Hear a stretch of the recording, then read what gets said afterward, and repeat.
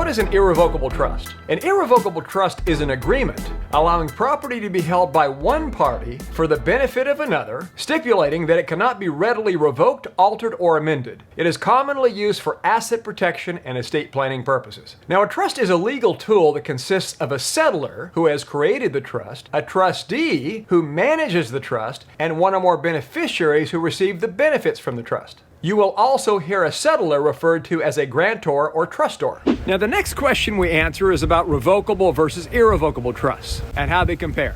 I'm the business guy with Asset Protection Planners, and I've been in the asset protection business for over 30 years now. We have attorneys on staff. I believe we have over 70,000 clients in our database, and we have established literally thousands of trusts and companies for other law firms, accountants, and members of the general public. And can you help me out? Can you please click the like button below so YouTube promotes this video? I'd really appreciate it. And if you like this information, please join our community by clicking the subscribe button so that when more videos come out like this, you'll get notified. Revocable versus irrevocable. A revocable trust, commonly a revocable living trust, is an estate planning tool that a settlor can change at any time. So if your needs change, you can make amendments freely without the interaction of a third party. So why doesn't everybody set up a trust that's revocable as opposed to an irrevocable one? It is because the living trust is part of your own estate for tax and asset protection purposes. So a revocable trust offers little protection from creditors or those who seek to sue you. It also offers no segregation of assets in order to qualify for Medicaid assistance. Plus, upon your death, such a trust is yours for estate and federal tax purposes.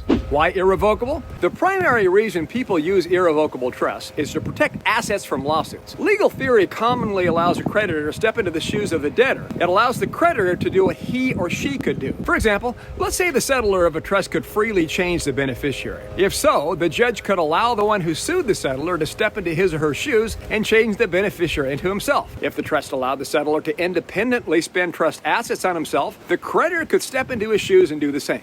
Plus, some people use irrevocable trusts to make sure others carry out their wishes when they are no longer around. This is common in second marriages where a spouse wants to make sure that the children of the first marriage get at least some of the assets. So I can't ever change it? Well, it's not quite like that, as there are often ways to make changes. It depends on how the trust is drafted. But if the purpose is asset protection, the changes often require the approval of a third party such as the trustee. Most trusts for this purpose are called discretionary trusts. For example, if you decide to cut out a beneficiary or add a new one, simply ask the trustee. The trustee at its discretion can do so. The trustee has discretion to decide whether or not the act would be in the best interest of the trust, and if doing so would put trust assets in harm's way.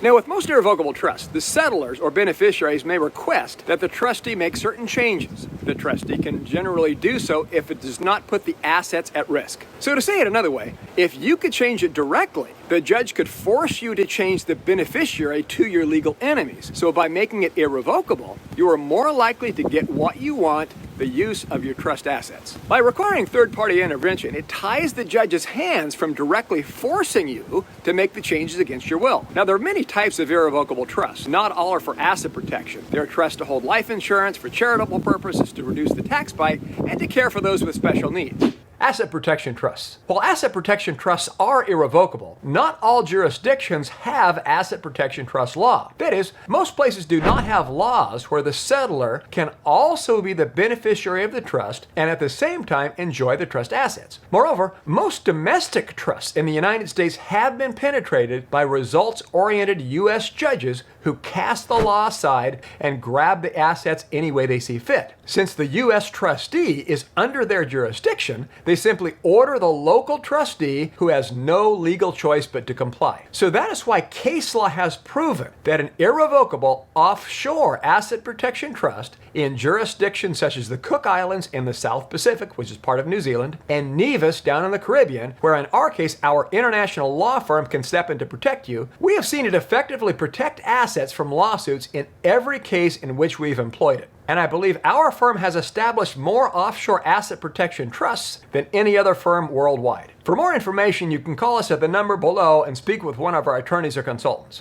Allowances for the unforeseen. Properly drafted trusts allow for wide ranges of future possibilities. For example, there are circumstances that would warrant a change of beneficiaries or trustees. Perhaps mom and dad unexpectedly have another child. One child exhibits evidence of long-term substance abuse. One child has a tragic military accident while the parents are still living. The trust trustee dies. A well-drafted trust addresses all of these circumstances. So how can it be irrevocable if I can really change it? Notice the operative word I. Irrevocable doesn't necessarily mean that nobody on the planet can change it. It doesn't mean that you cannot suggest a change to somebody else. It just means that certain people cannot independently, without outside cooperation, change it. And that's a good thing. Remember, if you could just change the beneficiary at a whim, the judge could force your whim to be your enemy at law. Now, we all like control, but if the trust is written improperly and you have complete power to change the trust, then you would likely get creamed in the courtroom. At that point, the judge would be the only one who would really have the control, and that would likely not be a good thing for you. And that's because he'll force you to use that control and change the beneficiary to the person who sued you. That will allow them to take all of the money therein in order to satisfy the judgment. So to have real control, set up an irrevocable trust with an independent trustee. Then put yourself in control insteed of the guy who's suing you. Now you can get more information on how they work, how they're used, and what they do by calling Asset Protection Planners at 1-954-400-1050 or by visiting assetprotectionplanners.com. This